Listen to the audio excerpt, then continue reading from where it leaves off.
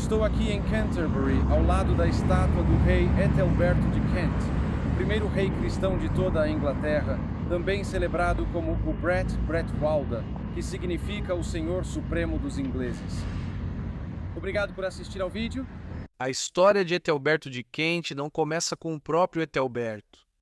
Ela remonta à sombria era de migração, conquista, lenda e mito real, a chegada dos anglo-saxões e a fundação do reino de Kent.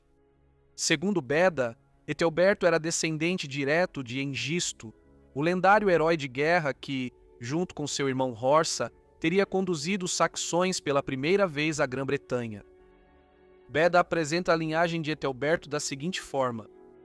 Ethelberto era filho de Irmorico, filho de Octa, filho de Oerico, que também era chamado Oisc. A partir desse Oisc, os reis de Kent foram chamados de Oisingas. O próprio Oisc era dito ser filho de Hengist. Essa genealogia era mais que uma árvore genealógica. Era uma reivindicação de uma autoridade real sagrada. Ser descendente de Hengist era estar ligado ao próprio início do poder inglês na Grã-Bretanha. Hengist era lembrado como o conquistador de Kent, o fundador da Casa Real de Kent e uma das grandes figuras ancestrais do mundo anglo-saxão. A história tradicional relata que Hengist e Horsa chegaram inicialmente à Grã-Bretanha como mercenários. Os bretões, sob pressão dos invasores do norte, como os pitos e os escotos, buscaram ajuda militar do outro lado do Mar do Norte. Guerreiros germânicos foram convidados para a Grã-Bretanha para defender a terra, mas esses guerreiros não permaneceram a serviço por muito tempo. De acordo com a tradição posterior, Hengist viu uma oportunidade na fraqueza da Grã-Bretanha pós-romana. Mais navios e guerreiros chegaram depois. O que começou como serviço militar tornou-se assentamento, e o que começou como assentamento tornou-se conquista. Kent foi uma das primeiras regiões a cair sob o controle anglo-saxão. Sua posição a tornava especialmente importante. Por estar mais próxima do continente, Kent era uma porta de entrada entre a Grã-Bretanha e o mundo germânico mais amplo. Ela era ligada pelo mar à Frísia, à França e às terras dos saxões e jutos. Por causa disso, Kent se tornou um dos primeiros reinos anglo-saxões poderosos, rico, conectado e culturalmente distinto. A descendência de Ethelberto de Hengist o colocava dentro dessa história de origem heróica. Ele não era apenas um rei de Kent, era o herdeiro do primeiro conquistador. Sua dinastia reivindicava autoridade desde quando os saxões cruzaram o mar pela primeira vez e começaram a transformar a Grã-Bretanha. Mas a ascendência real pode ter ido ainda mais longe. Como muitas casas reais anglo-saxônicas, os reis de Kent provavelmente estavam ligados à figura divina Woden. Woden era o grande deus ancestral de muitos povos germânicos, e a descendência dele era uma reivindicação poderosa para os primeiros reis. As famílias reais não reivindicavam apenas sangue nobre, eles exigiam sangue sagrado. Ao traçarem sua linhagem até Woden, os reis anglo-saxões se apresentavam como escolhidos, antigos e semidivinos. Mas o reinado de Ethelberto também foi um ponto de virada. Ele estava na encruzilhada entre o mundo heróico pagão de seus ancestrais e o futuro cristão da Inglaterra. Sua linhagem remontava a Hengist, à conquista, aos antigos deuses e talvez ao próprio Woden. Mas seu reinado abriria as portas para a missão de Agostinho vinda de Roma, o batismo dos reis e a transformação cristã da Inglaterra anglo-saxônica. A vida inicial de Ethelberto teria sido moldada pelo mundo guerreiro do século VI. Nascido na casa real dos Oisingas, ele teria crescido cercado por histórias de Hengist, conquistas e glórias ancestrais.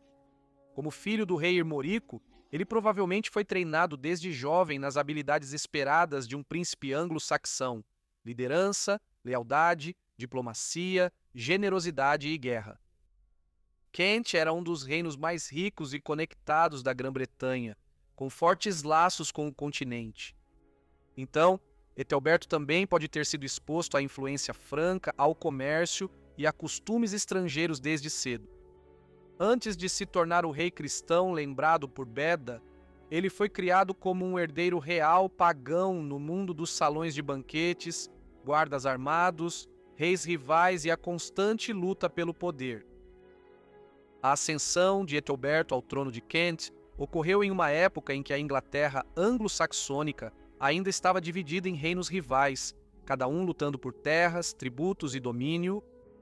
O poder de Kent vinha de sua posição voltada para o continente, permitindo que ele se enriquecesse por meio do comércio, diplomacia e contato com o mundo franco. Mas Ethelberto não herdou a paz. Como um jovem rei, ele teve que provar seu valor entre rivais perigosos, especialmente do poderoso reino de Wessex. No início de seu reinado, Ethelberto sofreu um grande revés quando foi derrotado por Ceolwyn de Wessex e pelo irmão de Ceolwyn, Cuta. Essa derrota mostrou como a realeza podia ser instável no século VI. Um rei não estava seguro simplesmente por herdar um trono. Ele precisava defender sua autoridade por meio de força, alianças e reputação. Mas Ethelberto sobreviveu a essa humilhação inicial. Em vez de desaparecer da história, ele reconstruiu sua posição, fortaleceu o poder de Kent e acabou se tornando um dos governantes mais influentes da Grã-Bretanha. Seu casamento com Berta, uma princesa cristã franca, também foi um passo importante em sua ascensão. Essa aliança conectou Kent aos poderosos reinos francos do outro lado do canal e aumentou o prestígio de Ethelberto entre os governantes anglo-saxões. Por meio de riqueza, diplomacia e sobrevivência política, Ethelberto se transformou de um jovem rei regional em um soberano supremo. Quando Agostinho chegou de Roma no ano 597, Ethelberto já não era um governante menor. Ele havia se tornado um rei de grande autoridade, lembrado por Beda como o terceiro governante anglo-saxão a deter o império sobre os outros reinos ao sul do Humber. A conversão de Ethelberto ao cristianismo foi um dos marcos mais importantes da história inicial da Inglaterra. Antes de seu batismo, ele governava como um rei anglo-saxão pagão, descendente da antiga linhagem real de Kent e cercado pelas tradições de seus ancestrais. Mas seu casamento com Berta, uma princesa franca cristã, trouxe o cristianismo diretamente para a corte real de Kent. Como parte do acordo de casamento, Berta pôde continuar praticando sua fé. Ela veio para Kent com seu próprio bispo. Ela prestava culto na igreja de São Martinho em Cantuária, uma antiga igreja da época romana que havia sobrevivido desde antes da conquista anglo-saxônica. Ethelberto não se converteu imediatamente, mas permitiu que sua esposa mantivesse sua religião, o que significa que o cristianismo já tinha uma presença em Kent antes mesmo de Agostinho chegar. No ano de 597, Agostinho foi enviado de Roma pelo Papa Gregório, o Grande, para converter os anglo-saxões. Quando chegou a Kent, Ethelberto o recebeu com cautela. Segundo Beda, o rei encontrou Agostinho ao ar livre pela primeira vez porque temia que os missionários pudessem usar magia se encontrassem em ambientes fechados. Esse detalhe mostra que Ethelberto ainda pensava como um governante pagão, cauteloso com homens santos estrangeiros e seu poder espiritual. Ainda assim, ele não os recusou. Em vez disso, ele permitiu que Agostinho e seus companheiros pregassem, deu-lhes um lugar para ficar em Cantuária e permitiu que praticassem seu culto livremente. Berta provavelmente teve um papel importante em suavizar a atitude dele em relação ao cristianismo. Através dela, ele já tinha visto a fé cristã em ação dentro de sua própria casa. A missão de Agostinho, então, deu a essa fé peso político e espiritual. A conversão também conectou Kent mais de perto aos reinos cristãos da França e à Igreja Romana mais ampla, dando a Ethelberto prestígio além da Grã-Bretanha. Por fim, ele aceitou o batismo e se tornou o primeiro rei anglo-saxão na Inglaterra a se converter ao cristianismo. Não há nenhum relato histórico sólido dizendo que Ethelberto continuou formalmente adorando os antigos deuses após sua conversão. Beda o apresenta como um rei cristão genuíno. No entanto, Beda também diz que Ethelberto não forçou seu povo a se converter. Ele aprendeu que o serviço a Cristo deve ser voluntário, não forçado. Isso é importante. A conversão de Ethelberto não apagou instantaneamente o paganismo de Kent. Muitos de seu povo provavelmente continuaram com antigos costumes por algum tempo, e o rei governava uma sociedade que ainda estava entre dois mundos, os antigos deuses dos anglo-saxões e a nova fé de Roma. Após sua conversão, Ethelberto se tornou um grande patrono real do cristianismo em Kent. Ele apoiou Agostinho, doou terras para igrejas e ajudou a estabelecer Cantuária como o centro da igreja inglesa. A igreja de São Martinho permaneceu associada à prática religiosa da Rainha Berta, enquanto a missão de Agostinho cresceu e se tornou uma comunidade cristã permanente em Cantuária.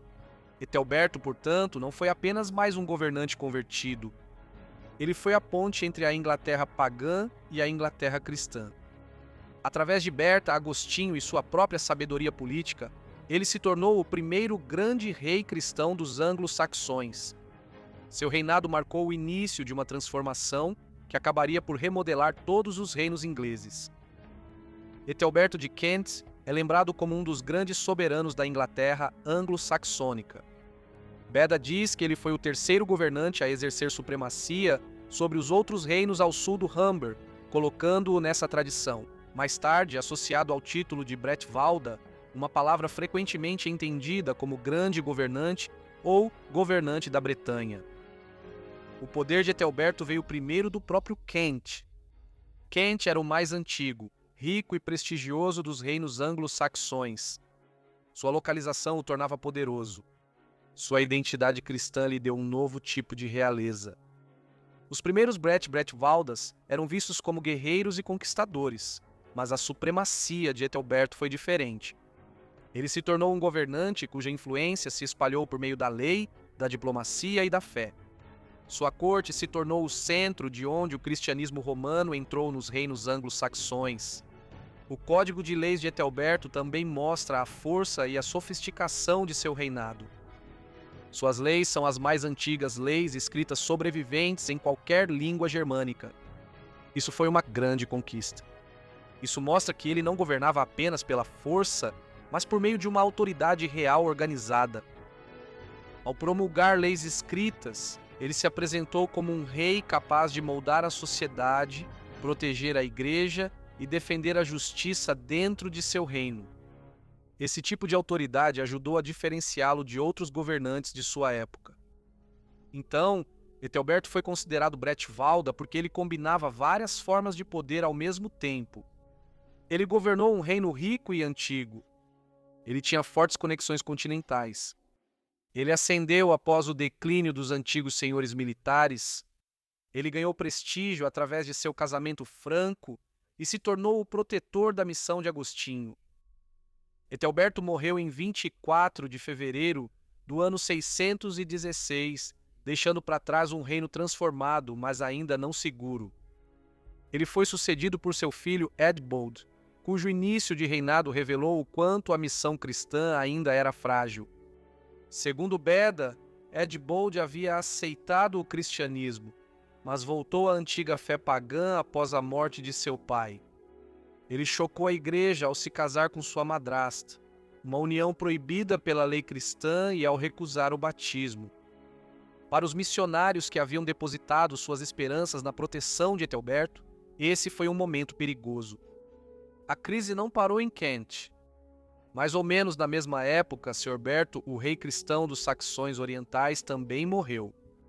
Seus 3 filhos, que não haviam aceitado o cristianismo, rejeitaram a autoridade da igreja e ajudaram a expulsar os missionários de seu reino. Em todo o sul da Inglaterra, a missão cristã de repente parecia prestes a desmoronar. A morte de Ethelberto havia removido seu maior protetor real, e sem sua autoridade, a resistência pagã e o ressentimento político rapidamente ressurgiram. A reação pode não ter sido puramente religiosa. Ethelberto havia sido um senhor supremo cuja influência ia muito além de Kent, e parte da oposição ao cristianismo também pode ter sido uma oposição à dominação de Kent. Aceitar a nova fé poderia parecer para alguns governantes como aceitar a ordem política que Ethelberto havia construído. Assim que ele se foi, reis rivais e facções pagãs tiveram a chance de se livrar tanto da influência cristã quanto do poder de Kent. Mas o legado de Ethelberto sobreviveu à crise. Eadbald acabou se convertendo ao cristianismo, permitindo que a igreja de Kent se recuperasse e continuasse seu trabalho. A missão, que quase fracassou após a morte de Ethelberto, perdurou por causa das bases que ele havia estabelecido. O apoio de Agostinho, o estabelecimento de Cantuária, a proteção ao culto cristão e o exemplo de um poderoso rei anglo-saxão aceitando a fé romana. Nas gerações seguintes, Ethelberto foi lembrado não apenas como um rei, mas também como um santo. Ele foi homenageado por seu papel em trazer o cristianismo para os anglo-saxões e por se tornar o primeiro grande governante inglês a aceitar a fé. Seu dia de festa era originalmente celebrado em 24 de fevereiro, o dia após sua morte, embora mais tarde tenha sido transferido para o dia 25 em alguns calendários. A morte de Ethelberto expôs a fragilidade da igreja primitiva na Inglaterra, mas sua vida já havia mudado o curso da história. Ele governou como Bretwalda, recebeu Agostinho, apoiou a fé de Berta, fundou a realeza cristã em Kent e ajudou a transformar Cantuária no coração espiritual da Inglaterra. Embora o paganismo tenha retornado brevemente após ele, não conseguiu apagar o que ele havia iniciado. O verdadeiro legado de Ethelberto não foi simplesmente o reino que deixou para seu filho, mas sim a Inglaterra cristã, que lentamente surgiu a partir das bases de seu reinado. Gostaria de agradecer imensamente a todos os meus membros. A contribuição de vocês realmente ajuda a tornar todos esses vídeos possíveis. Um agradecimento especial a Stephanie Hasson, Teresa Lux e John Sykes. Se você gostou do vídeo, não esqueça de curtir, se inscrever e compartilhar. E em breve nos vemos para mais um perfil histórico.